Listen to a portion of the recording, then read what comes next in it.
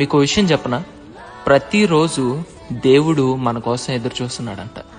నా కుమారుడు వస్తాడు, నా కుమార్తె వస్తుంది అని ప్రతిరోజు దేవుడు ఎదురు చూస్తూనే ఉన్నాడంట. ఈ భూమి మీద ప్రతి ఒక్క మనిషికి మనం విలువనిస్తున్నాం, సమయాన్ని ఇస్తున్నాం. కానీ వాళ్ళ దగ్గర నుంచి మనం ఏది పొందుకోం కదా, కనీసం ప్రేమను కూడా పొందుకోలేం. కానీ నీ కోసం దేవుడు ఎన్నో మేళ్లను దాచి ఉంచాడు. నా బిడ్డకి ఇవ్వాలి, ఈరోజు నా బిడ్డ నా కోసం వస్తే తనకి చాలా చెప్పాలి, చాలా ఇవ్వాలని దేవుడు ఎదురు చూస్తున్నాడంట. కానీ మనం రాలేకపోతున్నాం, దేవునికి సమయం ఇవ్వలేకపోతున్నాం, ఆయన ప్రేమను పొందుకోలేకపోతున్నాం. నీ మొర మనిషి వినకపోవచ్చు, కానీ ప్రతిసారి నువ్వు చెప్పే ప్రతి ఒక్క మాట దేవుడు వినగలడు. నీ కన్నీటిని తుడవగలడు, నిన్ను హత్తుకొనగలడు. ఆయన దగ్గరికి వస్తున్నావా నువ్వు? ఒక్కసారి నిన్ను నువ్వు ప్రశ్నించుకో.